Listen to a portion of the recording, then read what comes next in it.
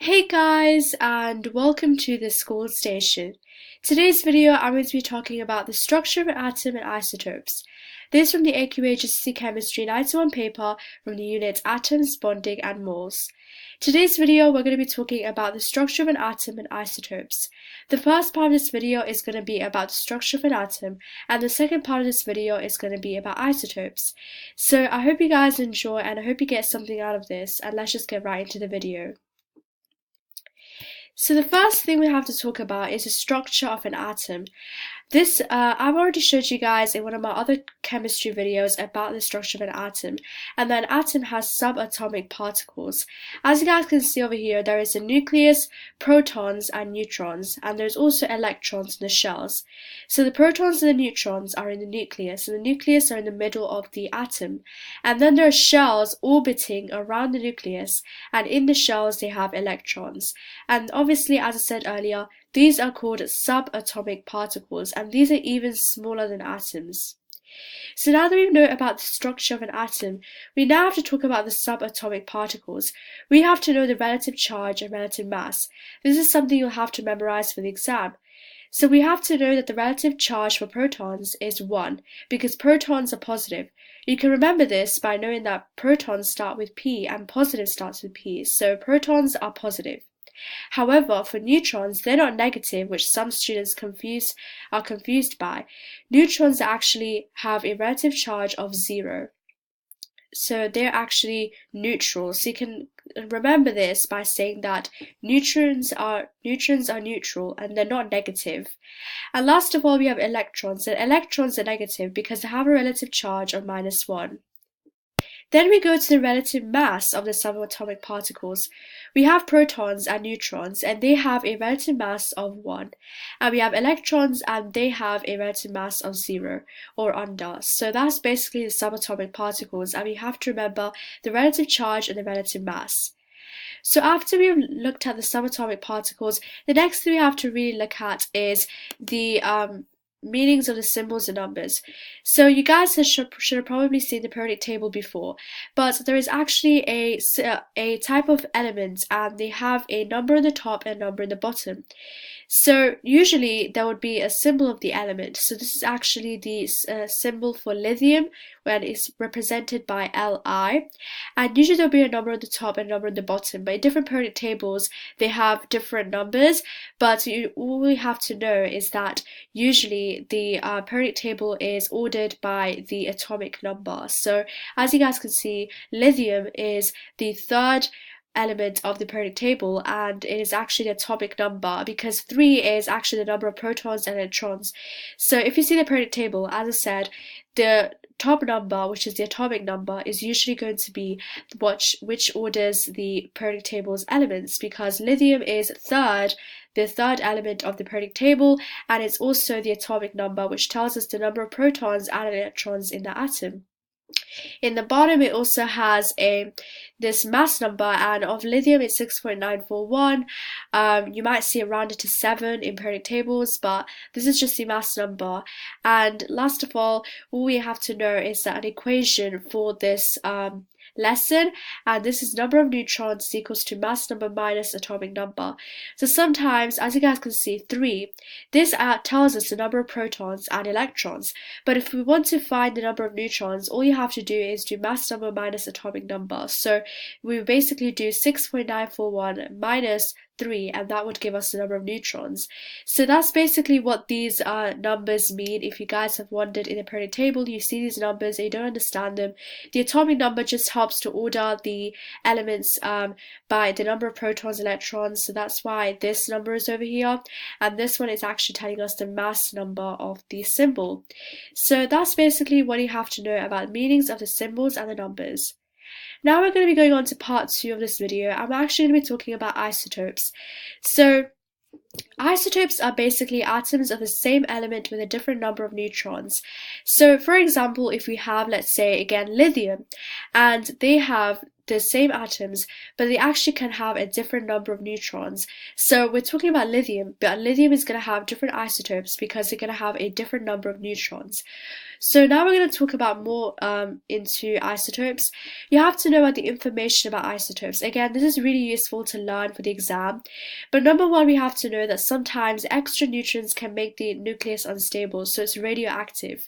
Number two, you have to know that different isotopes of the same element can have different physical properties, for example, density. So what I'm trying to say over here is that, let's say again we have lithium and it has different types of isotopes. This, because even though this is the same element, but the different isotopes actually changes the physical properties of it. So it's going to have different physical properties, and that can example of a physical property could be, for example, density. And third of all, we have different isotopes of the same element always have the same chemical properties because the reactions depend on the electron structure. So what we're trying to say over here is that, let's say we have lithium, we have different isotopes of it. They're going to have different physical properties, but they're going to always have the same chemical properties. So the chemical properties never change, but their physical properties change. So that's basically what you have to know about isotopes. Different isotopes of the same element always have the same chemical properties, but they can have different physical properties, for example, density. And why does different isotopes of the same element always have the same chemical properties? Because the reactions depend on the electron structure. So that's what you have to really understand, and you have to really remember about isotopes, because this is really useful information and it will definitely help you to understand more about isotopes. So now that we've learned about isotopes, what they are, you just have to know that for every single element there are different types of isotopes. It basically has a different number of neutrons. So again, we have, let's say, beryllium. It's the same element, but it has a different number of neutrons, which means that it is an isotope. So that's basically what it is. So over here, let's say we have the atomic mass of an element, and this is basically a general formula for isotopes you're going to have to learn. This looks very, very complicated, but it's actually really simple. So what this is actually calculate a weighted average of the isotopes of that element. So for example, let's go back to our lithium diagram. Over here we have the atomic number 3, okay? And we have over here the mass number 6.941. And I told you guys that to find the number of neutrons, you have to do mass number minus atomic number. So if you round this to 7, which you will see in periodic tables, it usually says the mass number of lithium is 7. You would do 7 minus 3, which is 4. So for lithium, the weighted average, or the number of neutrons, is 4. Now, there is actually different isotopes there's different isotopes for every single element there are in the periodic table, which means that they actually have different number of neutrons. So if you want to find the atomic mass of an element, which is always different in every single isotope, you actually just have to calculate the weighted average of the isotopes of that element. So what you have to do is you have to actually multiply abundance of isotope 1 times mass of isotope 1 in brackets plus abundance of isotope 2 times mass of isotope 2 in brackets. And you can divide this all by 100 if you want to find what it is. So that's basically how you would actually find the atomic mass of an element. So just to go as an example to show you guys, because yes, this might be a lot of information all put together at once, and I'm really sorry if you're not being able to understand it. But here is an example. I want you guys to try with the formula. Boron has 2 naturally occurring isotopes. 80% of all boron is B11 and 20% of all boron is B10. So we want you to find the atomic mass of this element. So I want you guys to pause this video and try this with the formula, okay? So try to memorize the formula and then try to figure out how you would actually do this question. Alright guys, I hope you guys have tried this question out, but if not, do not worry, because here is the answer. So basically, as I said, every single element has different isotopes. So in this question, it's telling us that boron has 2 isotopes, okay? So it's basically kind of like, if you would say, 2 versions of the same element, but like, it's not really that, but just to make it a bit simpler for you guys, you could just call it as 2 versions of the same element. So we have boron, and let's say it has 2 different versions of boron. So 80% of all boron is B11, okay? And this is basically telling us that the this number in the bottom is going to be 11, and 20% of all boron is B10. So it's telling us that again, this number over here is 10. So now what we have to do is we basically have to take the over here we can see the abundance. So the abundance is 80% times by the number that you get, which is in over here B11. So 11 times 80, and then you add and then you put the plus sign, and then you do the abundance of the second isotope, which is 20, so 20%, times by 10, which is the number that you get, and you basically just divide that all by 100, and you will get 10.8. So that is going to be your average atomic mass, and the closest whole number is 11.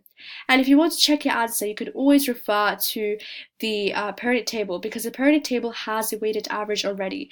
So the answer over here, as you guys can see, is boron is 10.811, which means you've got it correct, because it's telling us the average atomic mass is 10.8. So the closest whole number is 11, which is exactly what you can see in the periodic table. So the periodic table has already calculated the average atomic mass, but sometimes in exams they're going to tell you to calculate it yourself without seeing the periodic table, and you just have to memorize this formula over here. So I hope you guys have understood about this lesson, and I hope you guys have understood all the things we've talked about so far. So just as an overview of what we have learned today, number 1, we have learned the atomic structure. Number 2, we also learned about the relative charge and relative mass of each subatomic particle. So as I said, you can just remember this. The relative charge of protons is positive, which is 1.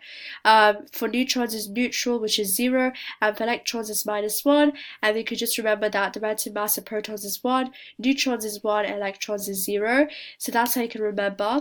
Number 3, we also learned what an isotope is.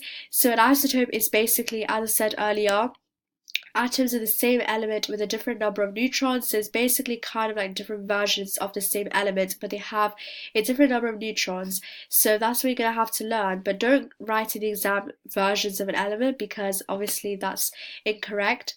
Number 4, we also learned the formula for isotopes.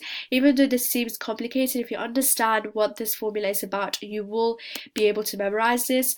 It is abundance of isotope 1 times mass of isotope 1 in brackets plus abundance of isotope 2 times mass of isotope 2 in brackets, and you can divide it by 100. And you can do this for many isotopes that it says in the question. If it gives you 4 isotopes and they try to calculate the weighted average, you can do it for 4 isotopes. It doesn't really matter, but you can all divide it by 100 in the end. And last of all, we are also able to calculate questions involving isotopes and the atomic mass of an element. So that's basically everything that we have learned today. I hope you guys have enjoyed, and I hope this helps you. Definitely give this video a thumbs up and subscribe to the school station for more free science and maths lessons. Bye guys!